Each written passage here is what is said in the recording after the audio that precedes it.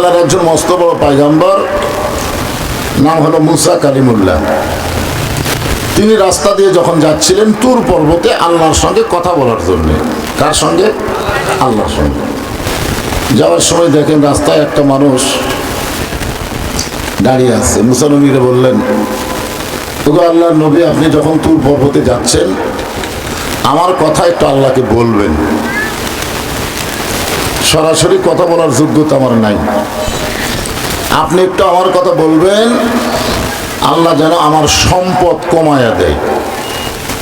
মানে এত বেশি সম্পদ আল্লাহ আমাকে দিছে যে সম্পদের মহব্বতে পড়ে আমি আল্লাহর ইবাদত ঠিক মতো করবার পারি না।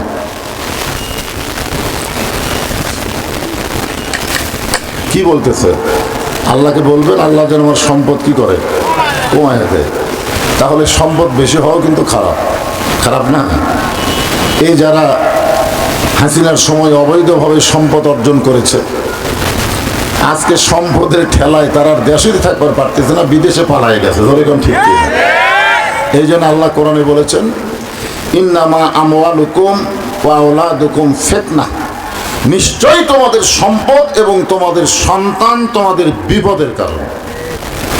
সন্তানকে যদি মানুষ করা না যায়, ওই সন্তান কি রহমত না বিপদ? আজকে দেখেন একটা হাফেজি মাদ্রাসার জন্য আজকের মাহফিল হচ্ছে রাস্তার কাছে, তাও আবার দিনের বেলা। আজকে প্রাইমারির জন্য কোনো মাহফিল করা লাগে না, কারণ প্রাইমারিকে সরকার এমনভাবে কোলের মধ্যে নিচ্ছে, ওদের যা দরকার সব সরকার দিবে। যেরকম ঠিক কিনা? আর এই হাফেজি মাদ্রাসাগুলো এমন অবহেলিত যে এরা যে বাংলাদেশি বসবাস করে মনে হয় বাংলার সরকার জানি না। তাহলে আপনাদের মতন কিছু আল্লাহওয়ালা বান্দা আছে বলে এই মাদ্রাসা এখনো টিকে আছে। যেরকম ঠিক কিনা? আপনাদের এই ভবানীপুর নাকি এরা? হ্যাঁ, ভবানীপুর। এখানে তো আগে মুসলমান ছিল না। ভবানী বুঝতেছেন তো? রানী ভবানী। ভবানীর রাজ্যে আজকে মুসলমান বসবাস করে, আর সেইখানে একটা হাফেজি মাদ্রাসা গড়ে উঠেছে। খুশি না বেজার? অন্তর থেকে না, মুখে মুখে। এখন সন্তানকে যদি আপনি প্রাইমারিতে পড়ান, এই সন্তান ওযু গোসল শিখবে না, পাক নাপাক বুঝবে না। ওই সন্তানকে যদি হাফেজি মাদ্রাসায় ভর্তি করে দেন, ওই সন্তান ওযু গোসল বুঝবে, পাক নাপাক বুঝবে। যে সন্তান মাসুম অবস্থায় পাক নাপাক বোঝে, ওযু গোসল বোঝে, এমন একটা কোরআন শিক্ষা গ্রহণ করবে যেটা ধরতে গেলে নিজের শরীর আগে পবিত্র করা লাগবে।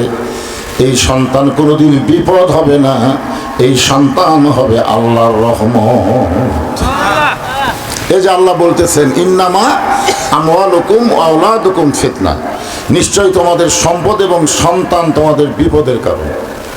সম্পদ, আপনি অনেক সম্পদ আপনার, কিন্তু আপনি যদি শতকরা 2.5 টাকা যাকাত দেন, তাহলে আপনার সম্পদ তো আপনার ক্ষতির কারণ হবে না, বরং সম্পদে আপনার রহমতের কারণ হবে। যেরকম ঠিক কিনা? আর অঢাল সম্পদের মালিক হয়ে মালিক যে আল্লাহ আপনার খেয়ালই নেই। আপনি নিজেই মালিকানা দাবি করে বাড়িঘর সহায় সম্পত্তি অনেক কিছু করছেন, করার পরে যখন মৃত্যুবরণ করবেন ওই সম্পদটাই আপনার বিপদের কারণ হবে। যেরকম ঠিক কিনা? যার কারণে লোকটা বলতেছে, ওগো আল্লাহর নবী, আল্লাহ আমাকে এত সম্পদ দিছে যে সম্পদের কারণে আমি আল্লাহর ইবাদত ঠিক মতো করতে পারি না। আপনি একটু আল্লাহকে বলবেন আল্লাহ যেন আমার সম্পদ কমায়া দেয়। আমার দিকে খেয়াল করে শুনেন, দিনের বেলা তো বক্তার দিকে খেয়াল না করলে বোঝা যাবে না। আর মাইকের সাউন্ডটা এরই ভিতরে যেন ভালো হয়। বাইরে সাউন্ড হচ্ছে কিন্তু ভিতরে সাউন্ডটা, এরা বক্স কি বন্ধ করে দিয়েছেন নাকি? শোনা যাচ্ছে? আচ্ছা ঠিক আছে। মুসা আলাইহিস সালাম বলেন, ঠিক আছে, তুর পর্বতে যখন আল্লাহর সাথে আমার কথা হবে তখন তোমার কথা বলবো। কিছু দূর যাওয়ার পরে মুসা নবী দেখে একটা মেয়ে মানুষ রাস্তায় বসে কাঁদতেছে। আল্লাহ মুসা বললেন, মা কান্দো কেন? বলে, আপনি যখন আল্লাহর কাছে যাচ্ছেন আমার কথা একটু আল্লাহকে বলবেন, আমার এত অভাব, আমার কিছু সম্পদের দরকার। প্রথম জন কি কইল? আল্লাহ যেন সম্পদ কমায় দেয়। আর এই মহিলা বলতেছে আমার সম্পদের দরকার, আমার বাড়ি ঘর ভাঙ্গা, আল্লাহ যেন আমার কিছু সম্পদ দান করে। আমার কথা একটু আল্লাহকে বলবেন। আচ্ছা ঠিক আছে। মুসা সালাম বললেন ঠিক আছে, তোমার কথা আল্লাহকে বলবো। একেবারে তুর পর্বতের কিনারায় যখন আল্লাহ নবী মুসা, এমন সময় একজন পঙ্গু অসহায় মানুষ গড়াতে গড়াতে এসে, মানে হাঁটপারও পারে না, হাতও নাই পাও নাই, মনে হয় কাঠের ডুমার মতন, খালি মাথা আছে মুখ আছে, একটু গড়ায় গড়ায় সে বলতেছে ওকে আল্লাহ নবী মুসা, আল্লাহ আমাকে এমন পঙ্গু করে দুনিয়াতে পাঠাইলো, আমার হাত পা সব নাই, কিছুই নেই, তো আমি খামাখা দুনিয়াতে আমি কি করি? আপনি একটু আল্লাহকে বলবেন যে আল্লাহ ওয়াজাতা কেন আমাকে দুনিয়াতে এভাবে পঙ্গু করে পাঠালো, এই কথাটা একটু আল্লাহকে বলবেন। মুসা আলাইহিস সালাম বললেন ঠিক আছে, আমি তোমার কথা আল্লাহকে বলবো। কয়জনকে ওয়াদা দিলেন? 3 জনকে ওয়াদা দিয়া মুসা তুর পর্বতে গিয়ে আল্লাহর সঙ্গে গল্প করা শুরু করলেন। মুসা নবী যখন আল্লাহর সঙ্গে গল্প করেন, এই গল্পটা এমন একটা গল্প, আল্লাহর নবী বলেন আমার উম্মতেরা মুসার মতন তুর পর্বতে গিয়া আল্লাহর সঙ্গে গল্প করতে পারবে না, কিন্তু আল্লাহর কোরআন যখন তেলাওয়াত করবে আমার আল্লাহর সাথে সরাসরি কথা হয়ে যাবে। বলেন তাই তো বাতাস করতে পারছে। আপনারা বলেন তো এই কোরআন কার কথা? আল্লাহর কথা। আমরা যখন কোরআন শরীফে শুরু করি আলহামদু শুরু করতেছেন না, আল্লাহ কিন্তু সাথে সাথে বলে লিমানিল হামদ। আলহামদু শব্দের অর্থ হলো আমি প্রশংসা করিতেছি। আল্লাহ বলে লিমানিল হাম, তুমি কার প্রশংসা করো? আমরা যখন বলি লিল্লাহি, আল্লাহর প্রশংসা করি, তখন আল্লাহ বলে মানিল্লাহ, কোন আল্লাহ? মানে বান্দা যখন কোরআন পড়ে আল্লাহও কিন্তু তার সাথে সাথে কথা বলে, কিন্তু আমরা আল্লাহর কথা শুনবার পাই না। তো এই জন্য আল্লাহ নবী বলেছেন মুসা নবী শুধু নিজে কালিমুল্লাহ, তার উম্মতেরা কেউ কালিমুল্লাহ হতে পারে নাই। আর আমার যে উম্মতেরা আল্লাহর কোরআন পড়বে হাসরের ময়দানে আল্লাহ তাআলা তাদেরকে কালিমুল্লাহ ডিগ্রি দিয়ে দিবে। আপনারা বলেন তো তাওরাত, জব্বুর, ইনজিল এগুলা মানুষ খুব পড়ে না। খ্রিস্টানের মধ্যে দেখবেন বাইবেল হয়তো যারা যে পাদ্রী, যারা খ্রিস্টান ধর্ম প্রচার করে তারা হয়তো পড়ে, কিন্তু পাইকারি হারে সবাই কিন্তু পড়ে না। পড়ে তাওরাত তো পড়ে না, জব্বুরও পড়ে না। কিন্তু এই কোরআন খালি মৌলানাদের জন্য আল্লাহ দেয়নি যে খালি মৌলবীরা পড়বে, বক্তারা খালি ওয়াজ করবে আর তোমরা খালি শুনবে, এই জন্য কিন্তু দেয়নি। মুসলমান বলে দাবি করবে আর আল্লাহর কোরআন পড়বে না, এই ব্যক্তি মুসলমান হয়ে মরতে পারবে না, মরার আগেই খতম। মানে শয়তান এসে এমন ধোকা দিবে যে মরার আগে শয়তান আল্লাহ কয়ে আমি বেঈমান হয়ে মারা যাবে। কিন্তু যদি কোরআনের এলেম তার ভিতরে থাকে, وَنُنَزِّلُ مِنَ الْقُرْآنِ مَا هُوَ شِفَاءٌ وَرَحْمَةٌ لِّلْمُؤْمِنِينَ। সব সমস্যার সমাধান দিতে পারে আল কোরআন। জোরে করে সুবহানাল্লাহ। তাহলে মৃত্যুর সময় শয়তান যদি আমাকে ধোকা দিবার আসে, এ কোরআনের পাওয়ার আছে না নাই?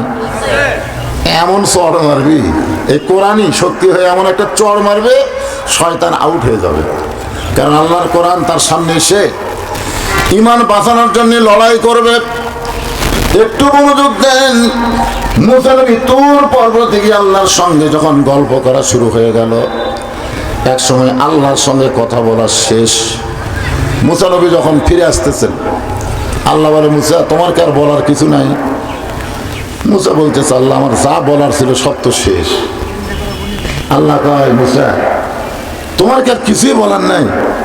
মুসা বলতেছে আল্লাহ বারবার কেন বলতেছেন, আমার যা বলার ছিল তত বলেছি। আল্লাহ কয় মুসা তাহলে ওই যে 3 জন যারা তোমাকে ধরলো, মুসা বলতেছে আল্লাহ ওকে কথা আমার মনেই নেই। চিন্তা করছেন, একটা নবী ধরলে সেই নবী যদি ভুলে যায়, আর আপনার অনেকে পীর ধরে বসে আছেন, আমার কোনো টেনশন নাই হুজুর, আমার পীর আছে। জায়গা মতো গেলে পীর ভুলে যাবি রে পাগলা।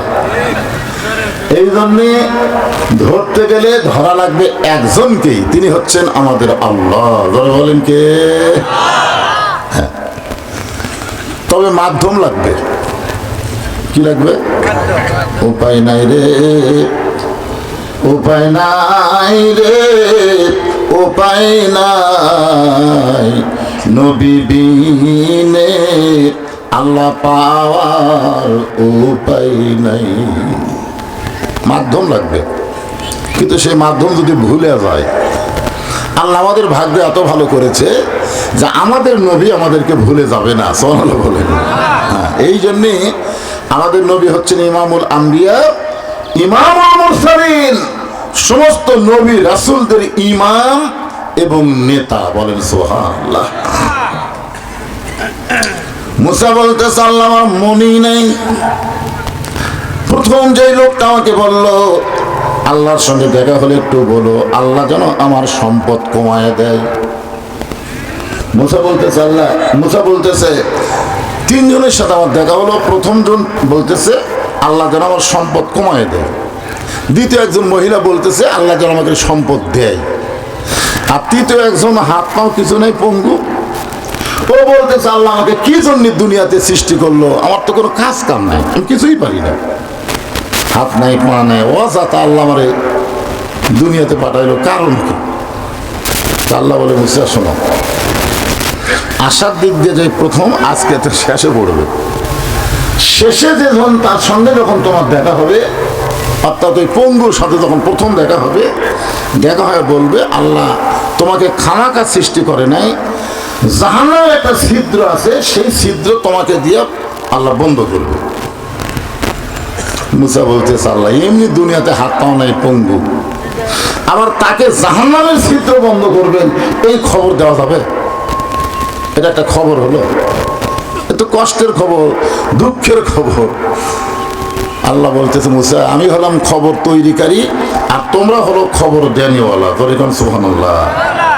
খবরের মালিক কে? আল্লাহ। আর সমস্ত নবীরা খবর দিয়েছেন। এই খবর দিতে গিয়ে অনেক নবীদেরকে মার খাটতে হয়েছে, অনেক নবীদেরকে হত্যা করা হয়েছে, কিন্তু আসলে কাম মুসার না, কাম হলো আমার আল্লাহর। ধরে কোন ঠিক কি না? বাবা আদম আলাইহিস সালাম থেকে আমাদের নবী পর্যন্ত যত নবী দুনিয়াতে কাজ করছেন, এই কাজগুলো কি নবীর কাজ না আল্লাহর কাজ? আল্লাহর কাজ। আল্লাহ কোরআনে বলেন ওয়ামান আহসানু কাওলাম মিম্মান দাআ ইলাল্লাহ ওয়া আমিলা সালিহান ওয়া ক্বালা ইন্নানি মিনাল মুসলিমিন। ওই ব্যক্তির চাইতে উত্তম কোনো ব্যক্তি নাই যেই ব্যক্তি মানুষকে আল্লাহর রাস্তায় দাওয়াত দেয়, শুধু দাওয়াত দেয় না, সে নিজে নেক আমল করে এবং সে যে একজন মুসলমান এইটা প্রকাশ্যে প্রচার করে বেড়ায়। সুবহানাল্লাহ বলেন। দ্বিতীয় যে মেয়েটার সঙ্গে তোমার দেখা হবে, তাকে বলে দিল সে যেন আমার শুকরিয়া, আমার প্রশংসা বেশি বেশি করে।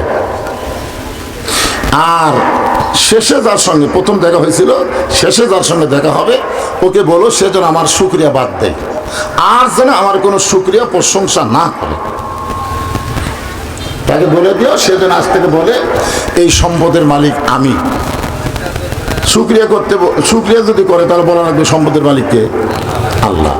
আর যদি আপনি বলেন এই বাড়ি আমার, এই জমি আমার, এই পুকুর আমার, এইরকম যদি বলতে পারেন তাহলে আর আল্লাহর শুকরিয়া থাকলো না, কারণ সম্পদের মালিক আপনি নিজেই হয়ে গেলেন। জোরে কোন ঠিক কিনা? আপনারা এরকম বলেন না যে মার্কেট দেখতেছেন হুজুর এটা আমার মার্কেট, এই সাইড এটা আমার ভাইয়ের, এই সাইডে যা দেখতেছেন সব আমাকে, সবই যদি তোমাকে হয় আল্লাহ, এরই নাম হলো না শুকরিয়া। মুসা আলাইহিস সালাম প্রথম পঙ্গুর সাথে দেখা হচ্ছে। পঙ্গু বলতেছে আল্লাহর নবী, আল্লাহর কাছে কি আমার কথা আপনি বলেছেন? আল্লাহকে আমার কোনো খবর দিল? আল্লাহ কেন অজাতা দুনিয়াতে এরকম পঙ্গু করে আমাকে প্রেরণ করলো? মুসা চোখের পানি বের করে বলে পঙ্গু অসহায় শোনো, তোমার কথা আমি বলতে ভুলে গেলে কি হবে? আল্লাহ পাক তোমারে ভুলে নাই, আল্লাহ তোমাকে অযথা সৃষ্টি করে নাই। জাহান্নামের একটা ছিদ্র আছে, ওই ছিদ্র নাকি তোমাকে দিয়ে আল্লাহ বন্ধ করবে। সঙ্গে সঙ্গে পঙ্গু বলতেছে আলহামদুলিল্লাহ আলহামদুলিল্লাহ। মুসা তাই পাগল নাকি? জাহান্নামের ছিদ্র বন্ধ করার কথা শুনে তুমি আল্লাহর শুকর আদায় করলে। পঙ্গু বলতেছে ওগো আল্লাহর নবী, এতদিন মনে করতাম যে আমার কোনো দামই নেই, আমি একটা অমূল্য, হাত নাই পাও নাই কিছু নাই, একটা পঙ্গু, আমার কোনো মূল্যই নাই। কিন্তু আজকে দেখলাম আমার মূল্য আছে। আল্লাহ আমাকে দিয়ে জাহান্নামের ছিদ্র বন্ধ করবে, তাহলে বোঝা গেল আমার এখনো দাম আছে। ধরে গেল সুবহানাল্লাহ। এই কারণে আমি আল্লাহর শুকরিয়া আদায় করছি। মুসা আলাইহিস সালাম কিছু না বলে যখন যাচ্ছেন, আল্লাহ ডাকতেন মুসা একটাবার পিছন দিকে তাকায় দেখো। মুসা নবী তাকায় দেখে পঙ্গু আর পঙ্গু নাই, সুদর্শন একটা যুবক হয়ে গেছে। মুসা বলতেছে আল্লাহ, যাকে দিয়ে তুমি জাহান্নামের ছিদ্র বন্ধ করবা সেই পঙ্গু সুদর্শন হলো। আল্লাহ কয় মুসা রে, আমার শুকরিয়া আদায় করার সঙ্গে সঙ্গে আমি জাহান্নামকে বাতিল করে দিয়ে ওরে সুদর্শন বানায়া জান্নাতে ঢুকাতে চাই। লাইন শাকারতুম লাযীদান্নাকুম, যে আল্লাহর যত প্রশংসা করবে আল্লাহ তার নিয়ামত তত বাড়ায় দিবে। ধরে কর সুবহানাল্লাহ। মহিলার সঙ্গে দেখা হয়েছে, মেয়েটা বলতেছে আল্লাহর নবী, আমার কথা কি আপনি আল্লাহকে বলছিলেন? মুসা নবী বলতেছে তোমার কথা আল্লাহ বলতে আমার মনে নেই, কিন্তু আমি মনে বলে গেলে কি হবে, আল্লাহর মনে আছে। মেয়েটা বলতেছে তাহলে আল্লাহর আমাকে দিবে, সম্পদ দিবে? মুসা আলাইহিস সালাম বলতেছে তুমি আল্লাহর শুকরিয়া আদায় করবে, যত বেশি আল্লাহর শুকরিয়া আদায় করবে, যে অবস্থায় আছো আলহামদুলিল্লাহ। মেয়েটা রাগ করে, এটা একটা অবস্থা হলো, না খেয়েছে, বাড়ি পানি হলে পানি পড়ে, রোদ আলে রোদ পড়ে, এই অবস্থায় আল্লাহর শুকরিয়া আদায় করতে পারবো না। অথচ রাসূল বলেছেন আলহামদুলিল্লাহ আলা কুল্লি হাল, খায়া থাকলো আলহামদুলিল্লাহ, না খায়া থাকলো আলহামদুলিল্লাহ, বাড়ির থাকলো আলহামদুলিল্লাহ, আবার হাসিনের অত্যাচারে আলুর বাগড়ের মধ্যে থাকলো আলহামদুলিল্লাহ। সর্ব অবস্থায় শুকর গুজার করতে হবে কার? কথা কন না কেন? করেননি আপনারা? এই করার কারণে তো এই রেজাল্ট পাইছেন। তাছাড়া কি গল্প দিল, এই দেশ আমার বাপের, এ দেশ আমার, অথচ ভারতে যা লুকা থাকা লাগলো। কারণ এই যে আমরা শুকরিয়া আদায় করেছি, ধৈর্য ধারণ করেছি, তার একটা রেজাল্ট আল্লাহ আমাদেরকে দান করেছে। বলেন সুবহানাল্লাহ। মেয়েটা বলল আমি শুকরিয়া আদায় করতে পারবো না, এইরকম অবস্থা আমি আল্লাহর শুকরিয়া আদায় করতে পারবো না। মুসা নবী যখন চলে যাচ্ছিলেন, আল্লাহ কয় একটা বার পিছন দিকে তাকাও। মুসা নবী তাকায় দেখে আচমকা একটা ঝড় এসে ওই মেয়েটার ভাঙ্গা বাড়ি পর্যন্ত চুরমার হয়ে গেল। আশকুরুলি ওয়ালা তাকফুরুন, তোমরা শুকর গুজারি হও, তোমরা কুফরি করিও না। প্রথম ব্যক্তির সঙ্গে দেখা হলো, ওগো আল্লাহর নবী, আপনি কি আমার কথা আল্লাহকে বলেছিলেন? মুসা বলতেছে আমি ভুলে গেল, আল্লাহ তোমাকে ভুলে নাই। তাহলে আমার সম্পদ কেমনি কমবে? আল্লাহ কি বলেছে? মুসা বলতেছে তুমি আল্লাহর নাশুকরি বান্দা হও, তাহলে আল্লাহর নিয়ামত উঠে গেলে তোমার সম্পদ কমে যাবে। অসুখ বিসুখ, ব্যারাম ব্যাধি, টাকা যতই থাকে, ক্যান্সার, হার্ট দুর্বল, ডায়াবেটিস, বহু ধরনের রোগ, ওই টাকা ফুরাতে কয়দিন লাগবে? ফুরাতে কয়দিন লাগবে?